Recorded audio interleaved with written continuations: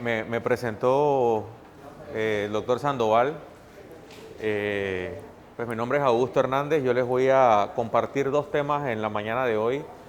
El primero, pues, no menos importante y de gran relevancia en el contexto actual de una enfermedad, pues, que causa principalmente síntomas o complicaciones respiratorias, que es el tema, pues, del manejo de la vía aérea. Y el segundo tema relacionado pues un poco hacia, digamos, al monitoreo general de la oxigenación y hemodinámico pues, de los pacientes.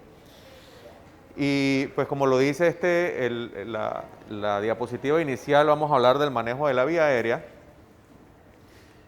No sin antes agradecerles su presencia. Ustedes son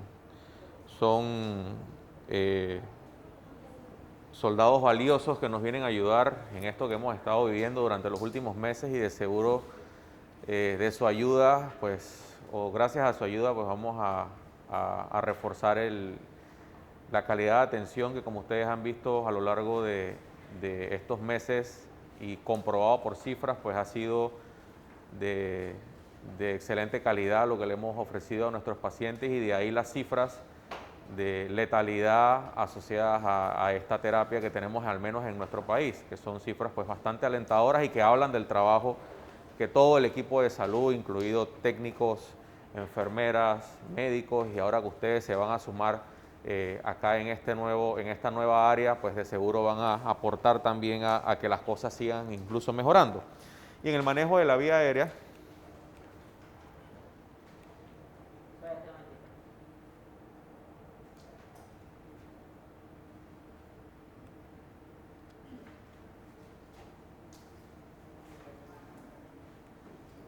no me funciona el pasador.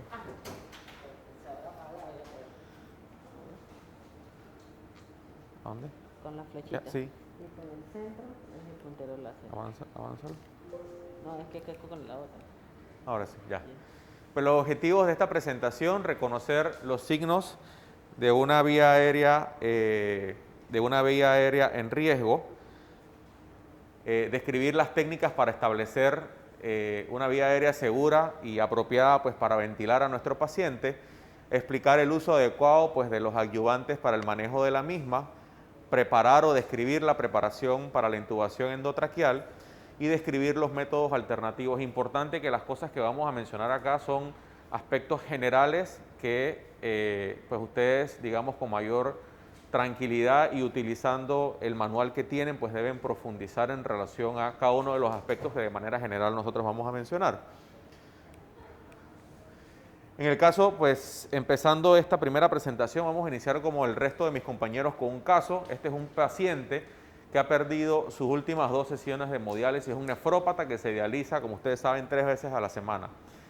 Cuando ustedes lo van a evaluar, es un paciente que tiene una saturación de 86%, con máscara sin reservorio, y tiene el uso de músculos accesorios. Clínicamente ustedes lo pueden observar. Le toman una gasometría y ven un paciente con una hipoxemia de moderada a severa. ¿Se debe intubar esta paciente? Este paciente, pues sería la pregunta inicial que nosotros nos haríamos. Y segundo, ¿cómo evaluaríamos si este paciente hay pues la posibilidad de intubarlo? ¿Cómo evaluaríamos el estado respiratorio del mismo?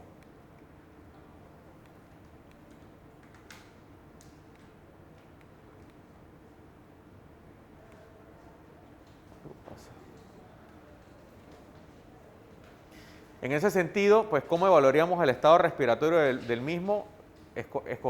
Escojamos de las 4 opciones cuál ustedes creen que sea la más apropiada. 1, obtener el historial de medicamentos del paciente, puede ser. Administrar un broncodilatador vía nebulizador, pues pudiera ser una opción también.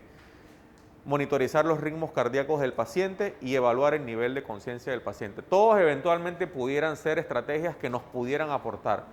Pero en el contexto de este paciente, que es nefrópata, no se ha dializado, está hipoxémico, con uso de los músculos respiratorios, probablemente lo más prioritario en este paciente sea valorar el nivel de estado de conciencia del paciente, que nos puede indicar si el paciente requiere ya o no que lo intervenga desde el punto de vista de la vía aérea para protegerla en ocasiones, y vamos a revisar las indicaciones de intubación.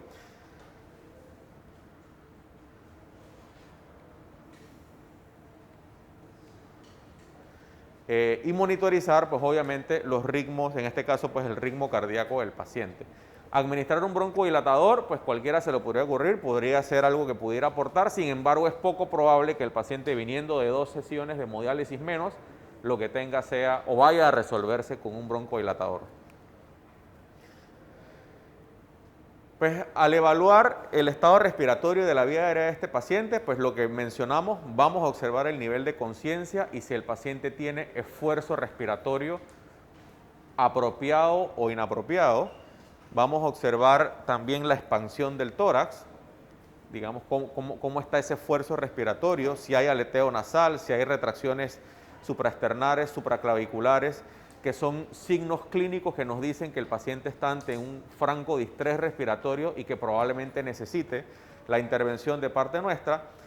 Auscultar sobre el cuello, importante si lo que nosotros estamos considerando, no solo en este paciente, sino en cualquier otro paciente, la posibilidad de que hay una obstrucción a nivel de la vía aérea superior.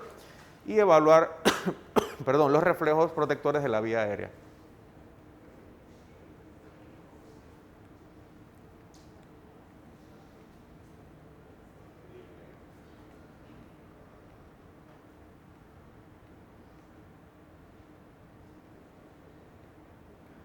Perdón. En cuanto a la evaluación del paciente, pues ya mencionamos que el nivel de conciencia es súper importante. Un paciente que está despierto, alerta, obviamente es un paciente que nos va a cooperar si eventualmente en relación a las medidas de suplemento de oxígeno que le vayamos a dar, a diferencia de un paciente que tiene un deterioro del estado de alerta. Un paciente con un Glasgow, que usualmente lo que más comúnmente utilizamos, menor de 11, ya es un paciente que, digamos, está en riesgo de que podamos eventualmente necesitar la intención de intervenirlo en el sentido de protegerle la vía aérea.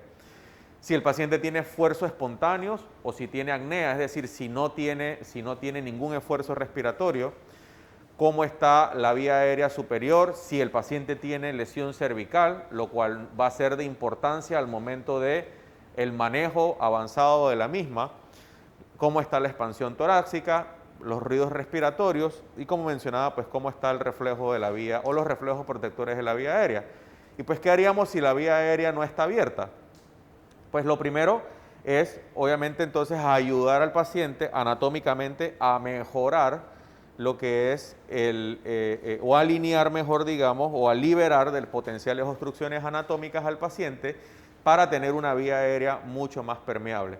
Pues las indicaciones comunes, que es la posición de olfateo, nosotros usualmente ayudamos al paciente con 2 manos, como lo observamos allá, y hiperextendemos el cuello, como se puede observar acá. Con eso queda una vía aérea permeable, eso en ausencia de lesión cervical.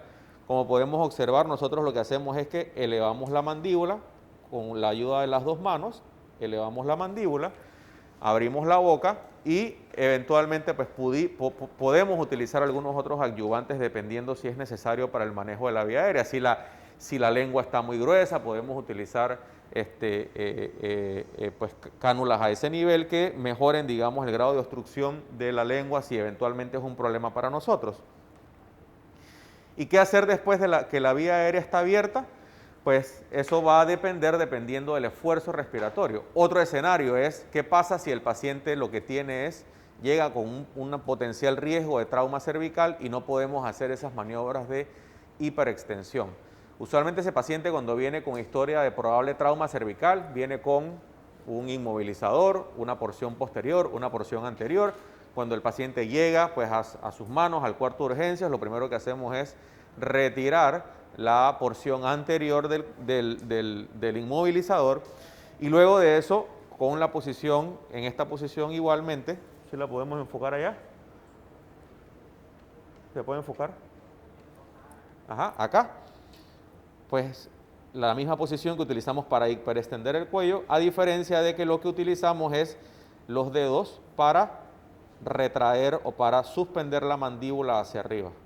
¿sí? Sin hiperextender el cuello. Miren cómo lo hacemos acá, los dos primeros dedos acá, y con la ayuda de estos dos dedos elevamos entonces la mandíbula. ¿Sí lo logran ver? Sin hiperextender el cuello. Y con eso mejoramos también la permeabilidad de la vía aérea. Esta es entonces la maniobra recomendada cuando el paciente está con lesión o probables o sospecha de lesión a nivel de la columna cervical. Y como lo mencionaba, pues esta maniobra lo que hace es que levanta la lengua, lo que impide la obstrucción de las vías respiratorias.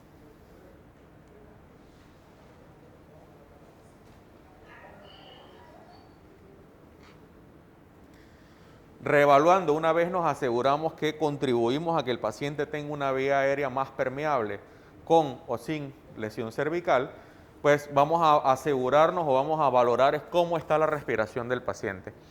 Si el paciente está en apnea, pues obviamente tenemos que ventilarlo.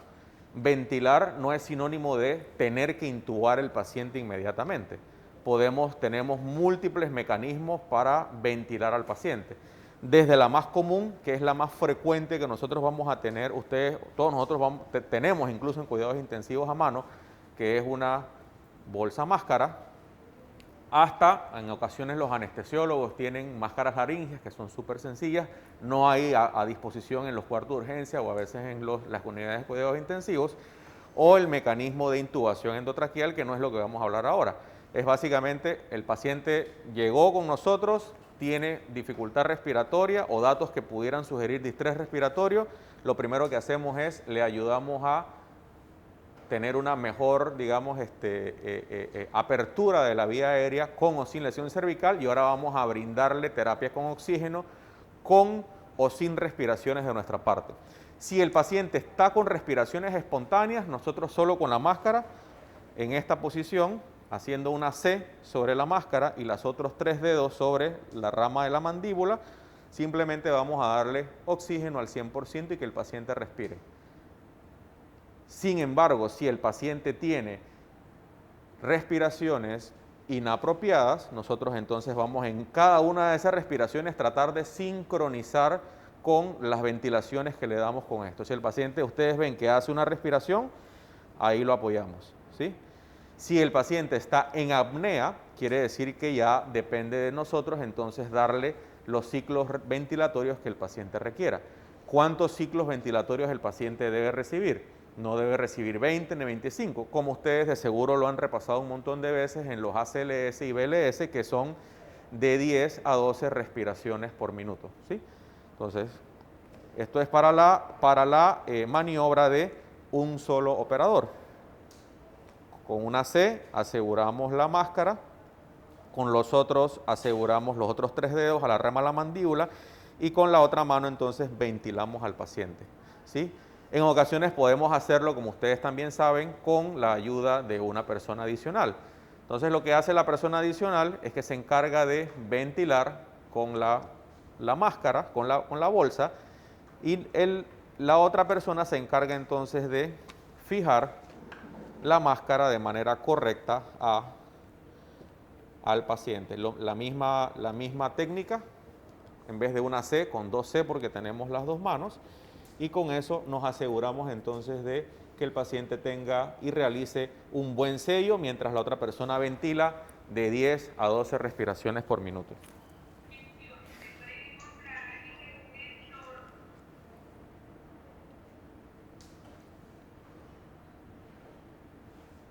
La ventilación manual con máscara, como yo les mencionaba, pues la vía aérea debe estar abierta, hacemos el sello como ustedes observaron que lo hicimos, con 1 o con 2 operadores.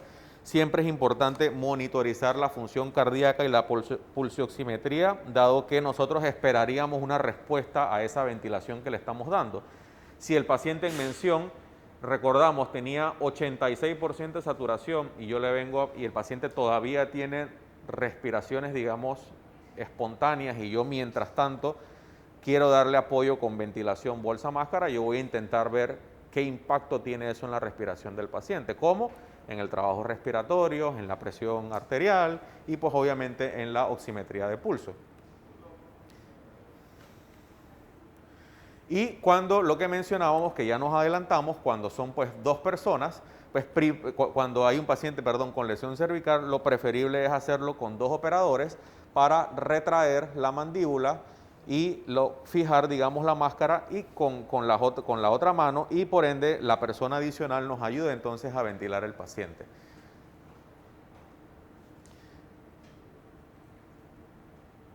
¿Cómo se manejaría una fuga? Porque esto puede pasar. Nosotros le ponemos la máscara al paciente y observamos que hay una fuga, se fuga, se escucha fuga. Entonces ahí lo que debemos hacer es asegurarnos de presionar apropiadamente, digamos, la máscara sobre la zona entre nariz y boca, asegurarnos también que el tamaño de la máscara es el apropiado. En ocasiones nos sucede que son máscaras muy pequeñas y la máscara entonces le queda al paciente por fuera de la nariz. Eso también involucra pues un mal sello. Entonces también es importante intentar tener una máscara que selle adecuadamente. La máscara que sella adecuadamente tiene que venir al mentón del paciente, la porción inferior, y el vértice de la máscara cubrir la totalidad de la nariz para asegurarnos que hace un sello apropiado.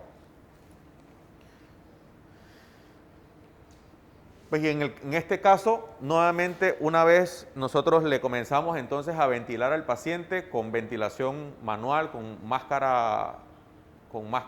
bolsa máscara, la saturación mejoró parcialmente, pero luego descendió al 94%.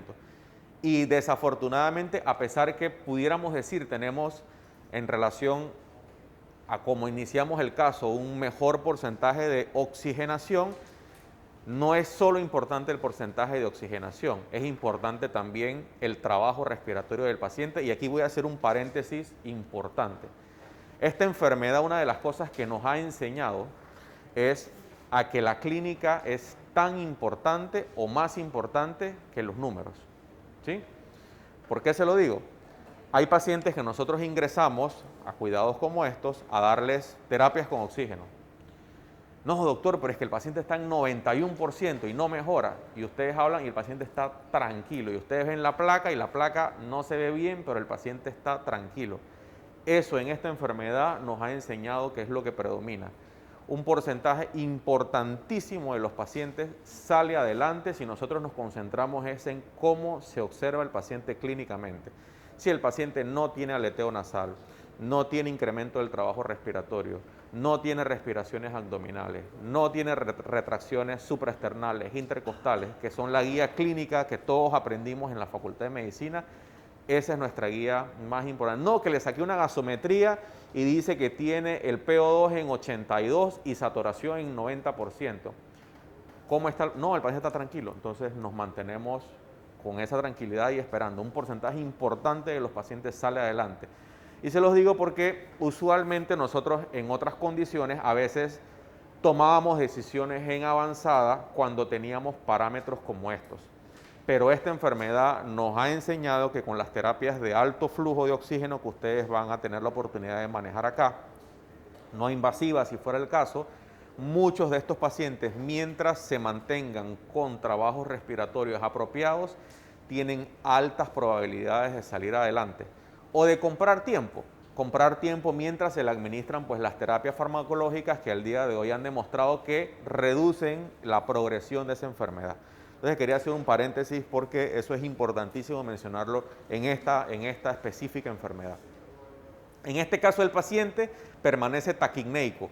Eso independientemente del grado de oxigenación que nos esté mostrando acá, si el paciente está taquipneico, es un signo que nos dice a nosotros que el paciente pues claramente no está mejorando. Entonces, ¿cuáles serían las indicaciones de intubación de este paciente? Las indicaciones para intubar este o cualquier otro paciente es un empeoramiento del trabajo respiratorio a pesar que le hemos ofrecido una terapia apropiada, digamos, desde el punto de vista de contenido de oxígeno y de apoyo del flujo de aire hacia la vía aérea. Una disminución en la saturación, pues obviamente de oxígeno en sangre, un mal manejo de secreciones o lo más importante, si el paciente se deteriora desde el punto de vista mental. porque es un signo indirecto que nos está diciendo no está llegando suficiente perfusión ahí arriba y este paciente al tener un deterioro desde el punto de vista del estado de alerta, vienen los riesgos asociados a eso, como broncoaspiración, entre otras cosas. Entonces, ¿cuáles son las indicaciones? Pues como ya lo mencionábamos, cuando tenemos un paciente con deterioro del estado de alerta, prevalece la protección de la vía aérea. Cuando hay obstrucción a nivel de la misma, cuando hay la necesidad de ventilación mecánica y de oxígeno, cuando hay datos de distrés, el shock es una indicación relativa. Pues nosotros tenemos pacientes que llegan chocados, usted los mejora con volumen o vasopresores o lo que sea. Si el paciente se mantiene respirando apropiadamente, pues usted no lo va a intubar, digamos, ni nada por el estilo. ¿Cuándo es un problema? Cuando el paciente viene con una acidosis quizás metabólica, por decirle algo tan importante, que la respuesta respiratoria del paciente sea a hiperventilar o incrementar el trabajo respiratorio, y ese trabajo respiratorio incrementado, queriendo compensar un poquito la parte metabólica, puede hacer que el paciente se agote o se canse. Entonces eso, quizás indirectamente de esa manera, el shock es una indicación. Pero de otra manera, si usted tiene un paciente hipotenso, usted lo recupera con líquidos vasopresores y en un número importante de situaciones no es necesario intubarlo. El aumento, pues ya mencionamos el trabajo respiratorio o la necesidad de facilitar la aspiración debido al mal manejo de secreciones.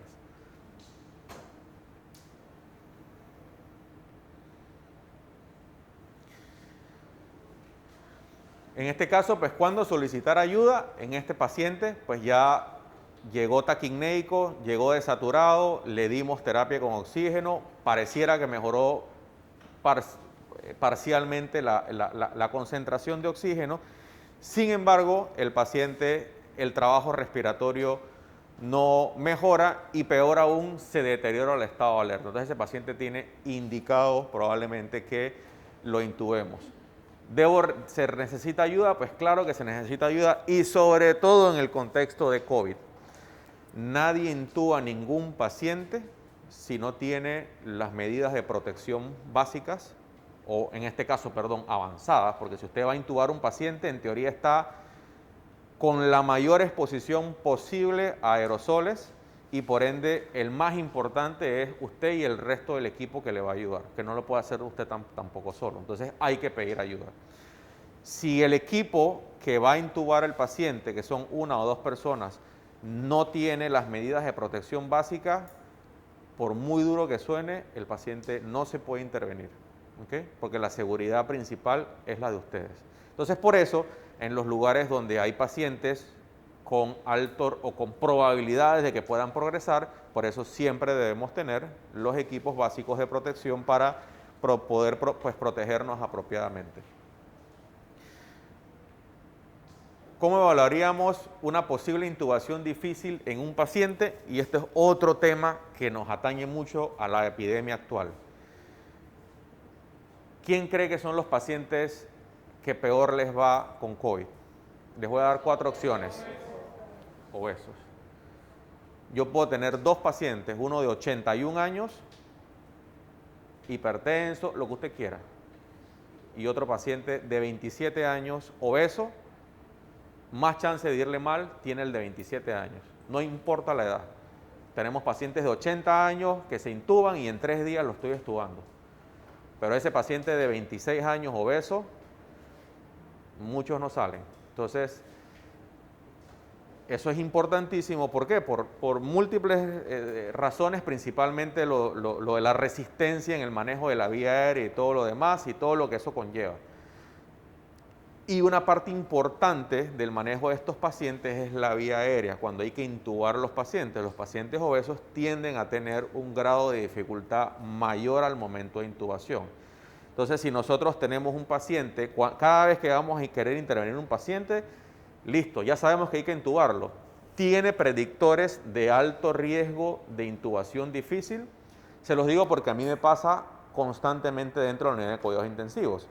A veces los tubos endotraqueales, los balones se rompen y eso quiere decir que estamos perdiendo presiones en el sistema y todo el trabajo que yo estoy intentando hacer con ese pulmón lo estoy perdiendo, entonces tengo que cambiar el tubo. A veces los tubos se tapan por las secreciones excesivas que estos pacientes tienen, son espesas y hay que cambiar el tubo. Entonces yo en ese momento digo, ese paciente tiene criterios, digamos, tiene criterios de intubación difícil. Si es sí, yo no me voy a meter en ese problema y prefiero llamar al equipo de anestesiología que vengan con videolaringoscopios y todas las facilidades que ellos tienen. Si es un paciente que no tiene criterios de alto riesgo para intubación difícil, yo puedo, y la situación la amerita, yo a veces tomo la decisión. Entonces es una pregunta que usualmente uno siempre se hace cuando necesita intubar o reintubar un paciente. ¿Ese paciente tiene criterios de alto riesgo de intubación difícil? Pues es una de las cosas que uno se va a preguntar. Y una de las cosas más comunes es, el paciente es obeso, tiene cuello corto, el que lo intubó previamente le dijo, oye, estuvo difícil esa intubación, sí, puede ser. Hay múltiples criterios para valorar la dificultad en la intubación, y eso no los voy a mencionar ahorita, pero hay uno que es bastante sencillo, que es la evaluación de la distancia tiromentoniana. Usted agarra con sus dedos, toca el mentón del paciente al cartílago ioides, ¿sí? Si esa distancia es menor a 3 dedos, es un criterio de dificultad para la intubación. Entonces usted rápidamente puede decir, ya sabes que este paciente requiere intubación, pero no me voy a meter en ese lío, yo lo puedo seguir ventilando con bolsa máscara mientras alguien me viene a ayudar con los equipos que necesito. Se lo digo porque a veces uno se desespera y piensa que la única manera de ventilar y salvar al paciente, y eso a todos eventualmente nos ha pasado cuando estamos empezando en este lío de las urgencias, en querer o pretender pensar que solo vamos a ayudar al paciente intubándolo. No, tranquilos, yo lo puedo seguir ventilando. La única razón por la cual ustedes no puedan ventilar un paciente con esto es porque tenga obstrucción de la vía aérea a nivel superior. Ya, todo lo demás usted lo puede hacer perfecto o bastante bien, ¿sí? Entonces, eso es importante. Si ustedes ven esos predictores, pidan ayuda. Mientras tanto, yo me encargo de ventilarlo mientras alguien viene a ayudarme bien protegido y con los equipos necesarios pues, para poder proceder. La evaluación de la dificultad para la intubación, pues ya lo mencionábamos. Si el paciente tiene un cuello corto, obviamente si tiene una lesión en la columna cervical va a ser todavía mucho más difícil la maniobra de hiperextender el cuello. Si tiene una apertura de boca pues limitada, si tiene una lengua pues muy desproporcionada, si la distancia al mentón y a la tiromentoniana, perdón, es menos de 3 dedos, que es usualmente como una medida bastante empírica y útil. Y pues si ya decidimos, digamos, tenemos a todo el personal para intubar al paciente, pues vamos a proceder a la intubación. Tenemos que asegurarnos que tenemos la ventilación y oxigenación óptimas, todo el equipo necesario, los medicamentos que son súper importantes, si hay en este caso pues, los laringoscopios que funcionen, eso es importante. Vamos a intubar al paciente, el laringoscopio, y no prende la luz. Se lo juro, nos ha pasado, nos pasa todavía, sobre todo ahorita donde estamos con mayor, pues, frecuencia intubando pacientes. Nos pasa, vamos a intubar y no funciona, se quedó sin batería. Se lo juro, se quedó sin batería y no hay manera como intubar al paciente. Bueno, seguimos ventilándolo mientras alguien consigue baterías. La bolsa máscara, que es nuestra mejor amiga, y los medicamentos. En los medicamentos voy a ir rápido hacia donde quiero llevarlos. Tener presente siempre 3 cosas de todo lo que vemos acá, que son lo que ustedes más van a tener en contacto o a disposición. Y eso está en sus libros. 1, el fentanil. ¿Okay? El fentanil es el primer medicamento que ustedes deben colocar al paciente. La razón de eso, porque sí, porque da analgesia, sí. Pero la razón del fentanil es porque está demostrado científicamente que abole la respuesta adrenérgica que usted estimula al introducir el laringoscopio a nivel de la faringe. Cuando usted hace eso, se gatillan una serie de mecanismos adrenérgicos que incluso pueden producir infartos cardíacos o arritmias. Entonces, el primer medicamento que usted debe darle al paciente para intentar abolir esa respuesta es el fentanilo. ¿En qué dosis? La ampolla tiene 100 microgramos. La ampolla tiene, creo que 2 ml. Usted le pasa de media a una ampolla, como para que se lo aprendan facilito. De media a una ampolla. Es el primer medicamento que uno le pasa al paciente. Eso no va ni a sedar al paciente, ni tampoco lo va a deprimir hemodinámicamente, porque a esas dosis es inusual que produzca depresión hemodinámica, sobre todo si el paciente usted lo tiene bastante bien, digamos, reanimado, ¿sí? El siguiente medicamento que usted va a utilizar, una vez de abolida esa respuesta adrenérgica que logra el fentanil, es un sedante, ¿sí? Y hay una gran cantidad de sedantes, unos que impactan menos, otros que impactan más la parte hemodinámica del paciente, es decir, causan vasodilatación, ¿sí? El más común y el que mayor acceso ustedes van a tener es el midazolam, ¿sí? El midazolam, las ampollas usualmente tienen 15 miligramos, ¿sí? La dosis es de 0.1 miligramos como mínimo. ¿Qué quiere decir? Que si un paciente pesa 70 kilos, usted le puede pasar 7 miligramos, ¿sí? Lo que quiere decir que es, si la ampolla tiene 15 miligramos y tiene 3 cc, usted le está pasando casi un tercio, un poquito más de un tercio de la ampolla. Entonces, cositas básicas para que se aprendan. El fentanil, de media a una ampolla entera, muchos deciden pasarle la ampolla entera, no va a deprimir al paciente desde el punto de vista de su estado de alerta, ni mucho menos lo va a deprimir hemodinámicamente. ¿Para qué? Para abolir la respuesta adrenérgica inducida por la laringoscopía. 2, vamos a sedar al paciente, utilizando lo más común que tenemos es midazolam. Entre 5 a 10 miligramos para la mayoría de los pacientes que pesan entre 60 y 100 kilos, ¿sí? Que es la gran mayoría de nuestros pacientes. Con eso usted debe lograr niveles adecuados. La ampolla entera, que son 15 miligramos, puede lograrlo, pero tiene que estar anuente a que eso puede hipotensar al paciente y puede ser peligroso si su paciente no está bien reanimado. Entonces también estar preparado en ese sentido, si usted le va a administrar esas dosis altas, de que pueda requerir líquidos de manera temporal o incluso en algunas ocasiones hasta vasopresor, que no es el tema de esta presentación. Algunos otros medicamentos que están acá, que son menos utilizados, los dejo pues para que los vean, que también los utilizamos, pero los que ustedes más comúnmente van a tener a mano es el fentanilo y el midazolam. El etomidato también se utiliza. Una de las ventajas del etomidato es que produce poca inestabilidad o menos inestabilidad hemodinámica que medicamentos como el midazolam. El propofol es otro medicamento, sin embargo, también no escapa de la depresión desde el punto de vista hemodinámico, pero están a menos disposición, digamos, en los lugares donde ustedes van a estar. Entonces, con fenta y midazolam usualmente va a ser suficiente. Y en ocasiones, cuando queremos que el paciente, a pesar de que le pasamos esos 5 o 10 miligramos de midazolam y el paciente todavía tenemos dificultad para la apertura bucal y todo lo demás, a veces entonces, luego de haberle pasado el analgésico, el sedante, podemos entonces administrarle una dosis de un relajante muscular. Lo que usualmente tenemos a disposición, rocuronio o atracurio. Con media ampolla o una ampolla para estos pacientes es bien, no deprime hemodinámicamente al paciente, así que le pueden pasar la ampolla completa. Como para que tengan de manera práctica, digamos, decir, una ampolla no le va a pasar nada a la mayoría de los pacientes entre 60 y 100 kilos. Entonces se administra, miren, este paciente se administró todo eso, se falló a la intubación. Como se falló la intubación, chuleta, yo traté, pero no vi la vía aérea, bueno, ni modo, sigo ventilándolo con bolsa máscara. Ese es su salvavidas, lo sigue ventilando con bolsa máscara. ¿Qué otras opciones hay para esa vía aérea difícil? Pues ya cosas, digamos, más complicadas, desde el punto de vista incluso de intervenciones quirúrgicas al paciente, con cricotiroidotomía, pues si es el caso, que no es mucho el tema en el cual ustedes van a estar enfocados en esta epidemia del COVID, ¿ok?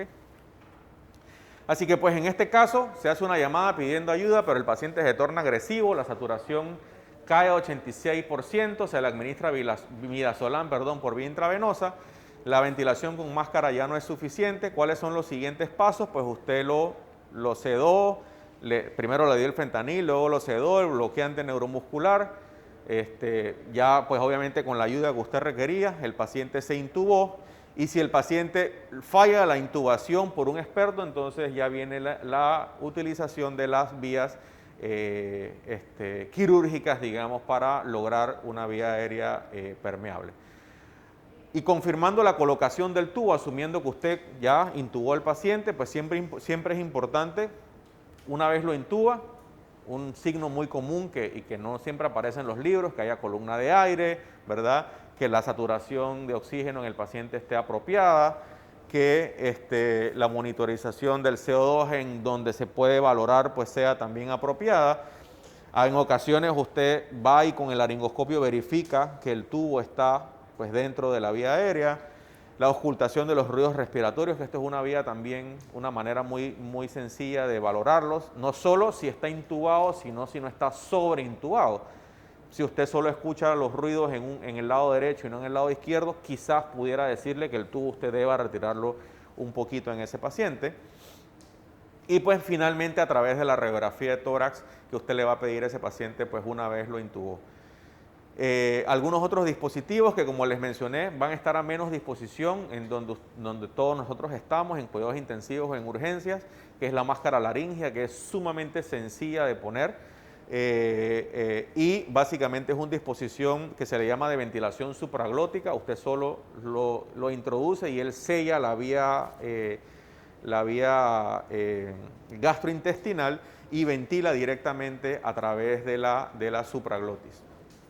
Complicaciones tempranas de la intubación, pues que el paciente se despierte rápidamente y se torna hipertenso, que se ponga intranquilo, taquicárdico. En ocasiones, cuando usted le pasa dosis altas del sedante, pues se pueden obviamente hipotensar. Así que bueno, esto era un poquito lo que le quería mostrar en relación al manejo de la vía aérea. Puntos claves. La evaluación de la vía aérea pues se determina con el apoyo respiratorio apropiado. Los métodos manuales siempre son nuestro salvavidas. Ustedes pueden ventilar a sus pacientes perfectamente, aunque no tengan cómo intubarlo en el momento, o incluso si intentaron intubarlo y hubo una intubación fallida, pueden seguirlo ventilando perfectamente pues con la bolsa máscara. Y las nuevas guías pues ya no recomiendan, que esto no lo mencioné, la presión sobre el cricoides de manera sistemática. Otros puntos claves, pues los dispositivos para la vía aérea son útiles cuando la intubación no es exitosa. Siempre hay que tener en cuenta la valoración de qué paciente puede ser difícil para mí intubarlo, recordando el obeso, la distancia tiromentoniana menor de 3 dedos, cuello corto, o que alguien le haya dicho que ya lo intubó y que le fue difícil pues intubarlo. Desarrollar un plan pues para esos pacientes, preferiblemente saber dónde se encuentra algún experto o que haya a disposición un videolaringoscopio. Y pues dado que la videolaringoscopía es la que tiene las mejores tasas de intubación exitosa. Así que bueno, hasta aquí. Con esto entonces finalizamos el módulo de manejo de la vía aérea. ¿Preguntas?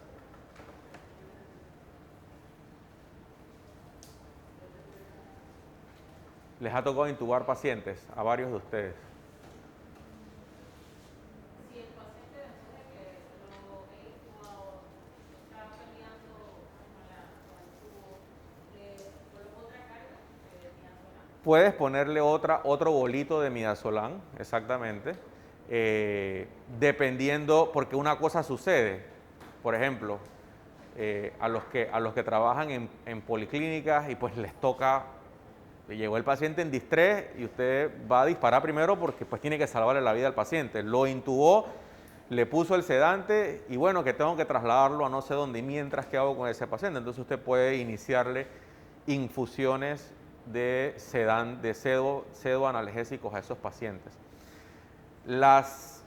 Eso no está en los libros, pero las concentraciones, gracias Roberto, las concentraciones más frecuentes que utilizamos en nuestros hospitales utilizamos 150 miligramos de midazolam, lo diluimos en 70 cc o de solución salina o de destroce en agua, lo que tenga a mano, ¿sí? Y con eso le iniciamos alrededor entre 8 a 10 cc por hora, lo que haga que el paciente esté tranquilo. Si usted con 8 cc logra que el paciente esté relajado, pues suficiente, ¿sí? Y de la misma manera le agregamos un sedante al paciente, porque todo paciente intubado con insuficiencia respiratoria debe estar con pseudoanalgesia. Y la analgesia lo hacemos con fentanil. El fentanil diluimos 2 miligramos de fentanil en 60 ml de dextrosa en agua o de solución salina. Y lo mismo lo arrancamos entre 8 a 10 cc por hora. Y con eso pues logran, digamos, tener a su paciente acoplado al ventilador. Obviamente puede hacer las titulaciones que usted necesite, pues dependiendo de cómo el paciente se comporte, hasta tanto el paciente pueda llegar a un lugar pues donde pueda tener su estancia permanente. Importante, estos medicamentos se pueden dar por vía periférica, ¿sí? Pero tomar a consideración que algunos de estos pacientes eventualmente esas dosis analgésicas o sedantes pueden conducir a hipotensión. Entonces probablemente pueda requerir, digamos, el uso de vasopresores, que eso lo vamos a mencionar posteriormente. Así que bueno, hasta aquí. ¿Alguna otra pregunta? 150 miligramos en 70 cc de solución salina o dextrosa en agua.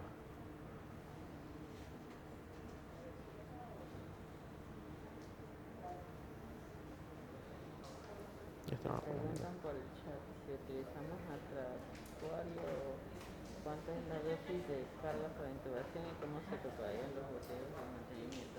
Ok. Usualmente,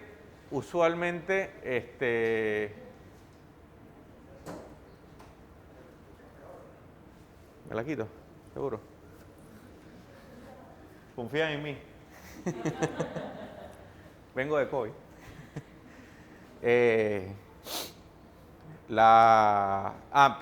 Preguntaban las dosis de los relajantes musculares. Las ampollas de atracurio, que es lo que hemos comenzado a utilizar en mayor medida en la actualidad porque ha habido un desabastecimiento en rocuronio, que es lo que usualmente había en mayor medida en algunos lugares. Las ampollas son de 25 miligramos, ¿sí? Y las ampollas de rocuronio son de 50 miligramos.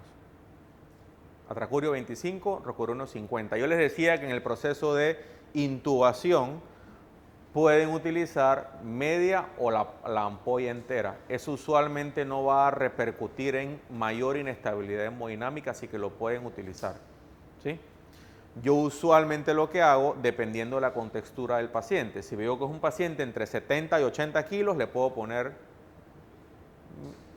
media a una ampolla. Si es un paciente de más de 80 90 kilos, le pongo la ampolla entera y cuidado que requiero alguna ampolla adicional, ¿okay? Esto es en el proceso de intubación.